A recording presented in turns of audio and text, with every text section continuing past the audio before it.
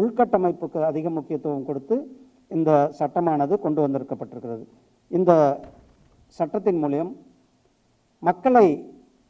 மக்களுடைய கிராமப்புற மக்களினுடைய அடிப்படை கட்டமைப்பை உயர்த்துவதற்கு இந்த 125 நாட்கள் அவர்களுக்கு விபி ஜீராம்ஜி மூலமாக ஒரு மிகப்பெரிய ஒரு வரப்பிரசாதமான இந்த திட்டம். இந்த திட்டத்தினுடைய மிக முக்கியமானதே ஒரு வெளிப்படைத்தன்மையோட டிஜிட்டலைஸ்ட் ஒரு டிரான்ஸ்பரன்சியான செயல்பாடு இருக்க வேண்டும் என்பதற்காக இந்த திட்டம். அதுவும் இல்லாமல் இந்த திட்டத்தில் ஒரே வாரத்துக்குள்ளே அவர்களுக்கான சம்பளத்தை கொடுக்க வேண்டும் என்பதை வலியுறுத்துகிறது. ஒரு வாரத்தில் வாரம் முன்னாடிலாம் சம்பளம் லேட்டாக கொடுத்துட்ருப்பாங்க அல்லது அந்த பஞ்சாயத்து தலைவர் நினைச்சா. ஆனால் இது வந்து வாரம் அவர்களுக்கு சம்பளத்தை கொடுக்க வேண்டிய கட்டாயத்தை இந்த சட்டமானது ஏற்படுத்தி இருக்கிறது.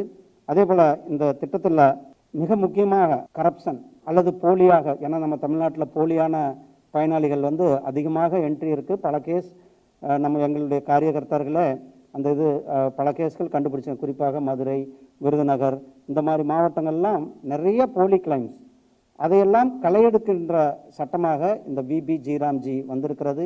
இந்த விபி ஜீராம்ஜியினுடைய திட்டத்தின்படி 125 நாட்கள் அவர்களுக்கு வேலை கொடுக்கின்ற இந்த அரிய ஒரு சட்டம் கொண்டு வந்திருக்கப்பட்டது.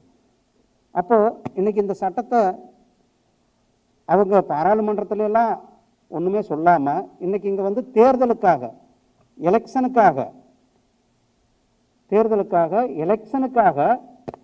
அவங்க வந்து இன்றைக்கு இந்த சட்டத்தையே நம்ம வந்து எடுத்துட்டோம், இந்த வேலை வாய்ப்பையே பறிச்சிட்டோன்ற ஒரு பொய்யை அப்படி சொல்ல முடியுது.